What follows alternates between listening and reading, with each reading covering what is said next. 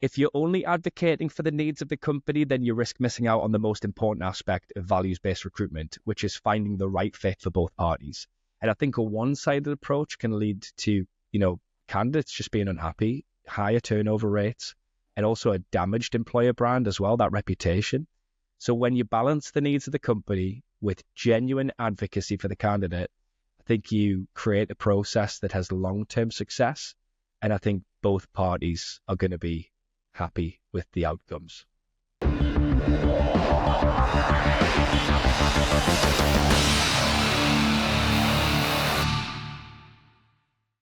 This podcast is brought to you by Fast Slow Motion, a team of expert consultants that have helped hundreds of growing businesses build scalable systems on the HubSpot and Salesforce platforms. To learn more, visit fastslowmotion.com.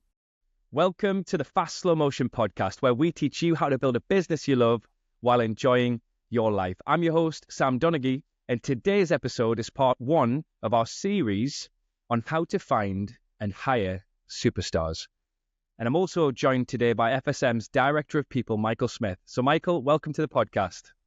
Hey, Sam, it's great to be here, and I'm excited about this podcast because we're going to turn the tables on you today, and you're going to be the guest. Instead of you asking the questions, we ask the questions of you and get to learn from your expertise as the recruiting director at Fast Slow Motion. I mean, you're the host of our podcast, but the majority of your role is actually being the recruiting director. So let's dig into that. Sam, can you just explain what that role is here at Fast Slow Motion?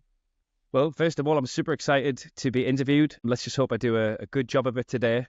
But yeah, Michael, back to your question. Before I talk about what I do, I'd just like to say, recruiting at Fast Slow Motion has definitely been the best thing I've ever done in my career. It's a really special company. I officially joined FSM in 2021, and since then, we've just grown a huge amount, and the company has achieved some huge milestones, and it's just great to see all that hard work be recognized now and celebrated. Since joining FSM, I've really been fortunate, and I've had the opportunity to work with some truly amazing people as well, and I've had the chance to get, to ask questions and really learn much more about business and processes and leadership and culture and just doing things the right way. So it's been an amazing time. I'm super excited to see where the company goes in the future. But as a recruitment director, in terms of my responsibilities, I connect with our candidates. In my opinion, I believe that I'm a brand ambassador and a guide. So I'm responsible for guiding candidates through our interview process. I also work with stakeholders to understand our hiring needs. I've had the opportunity to help improve our recruitment processes. And I'm also part of the team that assesses and evaluates each person that comes through the process. So I get to see how all that works. And being a brand ambassador means that I get to talk about FSM every day. And I've been doing that now for half a decade, and it never gets old. We're a growth company. It's been a really fun ride so far, and we've definitely got a very exciting future ahead of us. You do a great job finding those great candidates. I'd love to know more about how you find those candidates. Will you unpack that for us? Yeah, absolutely. I mean, firstly, finding candidates, we use a multi-channel approach at Fast Slow Motion. We occasionally leverage job boards, social media platforms. We've got a fantastic internal employee referral program as well, which often leads to very, very good candidates as well. LinkedIn has been incredibly effective for us, especially for reaching passive candidates who might not be actively looking, but they're open to new opportunities. And mainly these days, we get a lot of applications directly through our website. And it all ties into what we're going to talk about today. But what I've learned is that finding candidates isn't really the issue anymore. Everybody today has access to the same candidate pool because of various platforms and technologies. There's never been a greater time to get visibility on candidates, but getting access to candidates is possibly getting more difficult. Grabbing attention and standing out in the crowd in this day and age is definitely critical. So when it comes to recruiting, there's 2 parts to my role at Fast Slow Motion. One would be getting access to candidates, but then 2, once we have access to candidates, it's then executing on values-based recruitment. And there's 4 principles that we can talk about today. Yeah, that's great. I know that sounds simple on paper just to say that there's 2 pieces to this and getting access and that value base, but I want us to take some time and unpack each one of those. So let's just start at the top with getting access to candidates. Tell us more about how that happens in your role to get to those and the first step in getting people on our team. Well, when it comes to getting access to candidates, there's also, there's two different topics we could cover here again. One would be, how do you stand out from the crowd and attract candidates when you're actively going to market and you're trying to fill a role and you're trying to grab attention?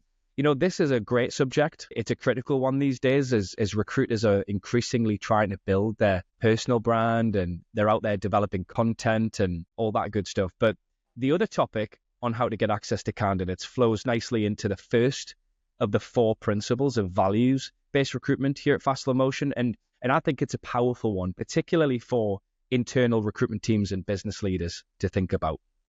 Hey, Sam, quickly, can you just name those 4 pieces of value-based recruiting? Absolutely. Now, this is my opinion. This is the way I've kind of packaged it up, but executing values-based recruitment at Fast Slow Motion, the 4 principles that I think are worth talking about would be reputation, curiosity, alignment, and advocacy. Those are some big words in value-based recruiting. Let's just take some time and unpack each one of those. So let's start at the top. What does it mean by reputation value-based recruiting? I think reputation is so important because reputation precedes everything. That's both the reputation of the recruiter, but even more importantly, it's the reputation of the company. A recruiter is quite possibly only as good as the company's reputation allows them to be. Every candidate has the ability to do their homework, long before they engage with your company. So building and showcasing a strong employer brand is a solid way to attract and get access to candidates. So getting your company culture and your values out there for people to see through your website, social media channels, that's the fastest way for candidates to get a good picture of how good your reputation is. But yeah, having a good reputation, it precedes everything. On the flip side of that, I think if a company has a bad reputation and they're struggling to hold on to staff and they've got internal issues and, that needs to be addressed, the recruiter just can't be honest at that point. They can't be authentic. And what they're probably going to end up doing is forcing square pegs into round holes to get people on board. And that approach rarely ends well. And most candidates are likely to leave once they find out that where they work, it wasn't what they expected. So I think that companies that have a bad reputation really need to address the root cause. They need to take steps to build a better foundation and look to do things the right way. Yeah, thanks, Sam. Well, the value-based recruiting, you mentioned that there are 4 topics, and we just started with reputation, then curiosity, alignment, advocacy. We've unpacked a little bit about reputation. Let's dig into curiosity. Yeah, well, let's define curiosity in recruitment first. I think curiosity means looking beyond the resume and finding out who the candidate is and what it is they're actually looking for. I think it's about exploring their motivations and understanding their values and, what's important to them. I think it's important to peel back the layers because then you're going to find out if someone is ready to connect and be vulnerable or if they're just going to be transactional throughout the process.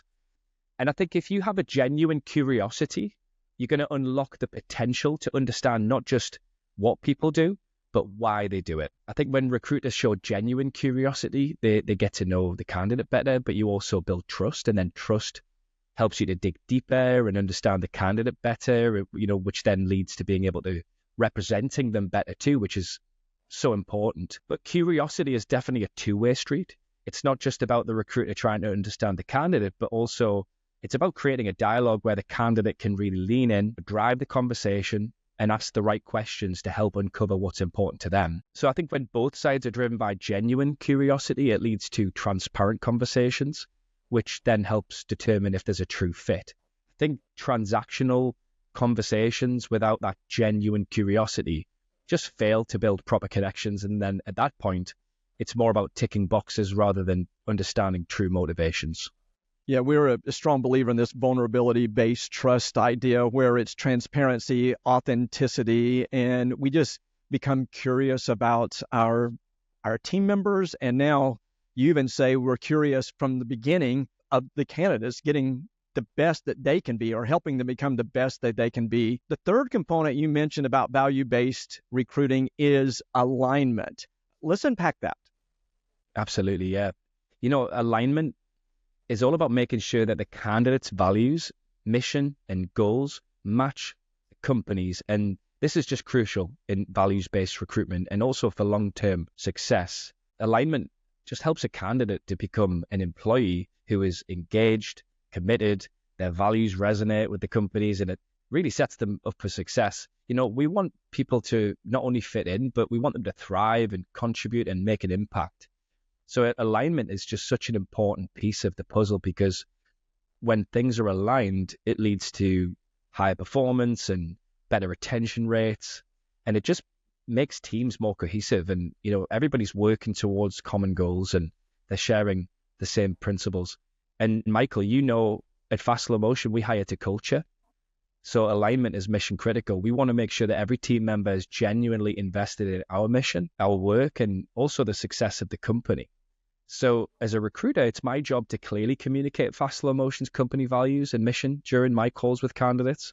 And I think this helps candidates to understand that the company stands for something, and then it helps them to decide if what we stand for aligns with their own personal values. For me personally, I want to be transparent and open and honest about expectations and what to expect at Fast Slow Motion and what we have to offer here.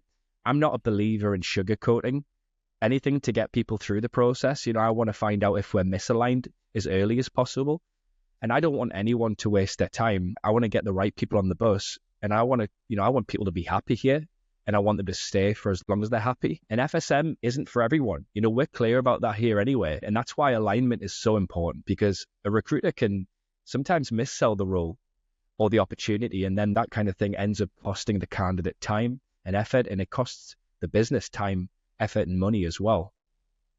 Yeah, you do a great job of that. And I'm so thankful for your role, because when a candidate gets to me, it makes my job a whole lot easier when we do talk about culture moving forward. And I think this alignment also, Sam, helps us understand that we're bringing in people with an owner's mentality, that they feel their buy-in to the organization, not just an employee. They really have a heart for what we're doing. I have to admit, this last piece of values-based recruitment, it sounds a little odd to me when you think about advocacy and that you're the advocate for the candidate. I'd love to know, and you explain that to us.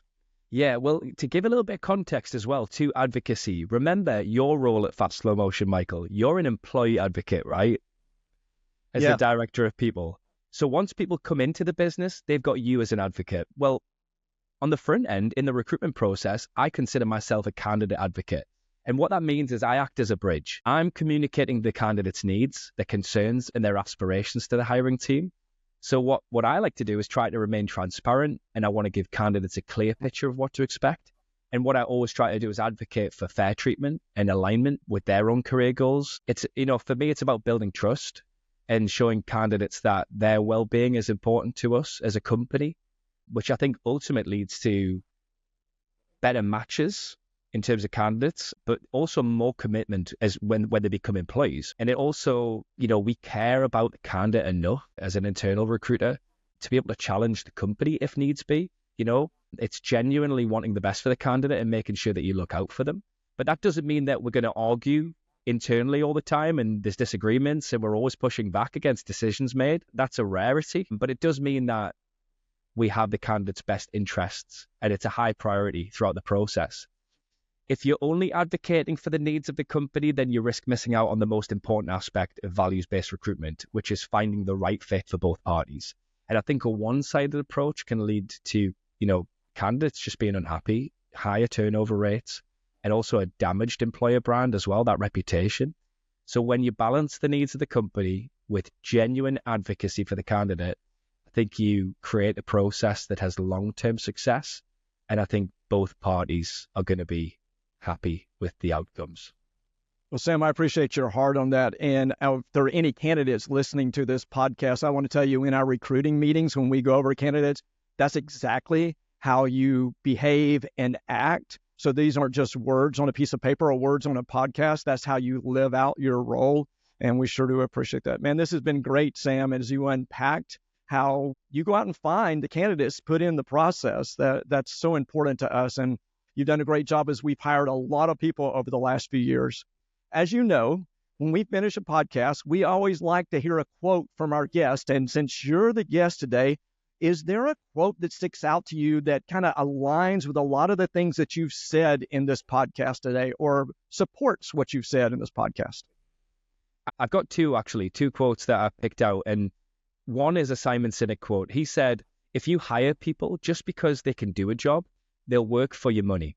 But if you hire people who believe what you believe, they'll work for you with blood and sweat and tears. I love that one. And then there was another one from Richard Branson, and he said, hiring the right people takes time, the right questions, and a healthy dose of curiosity. Thanks, Sam. Well, that's it for today's podcast. Thank you, Sam, for letting us turn the tables on you and you being our guest today.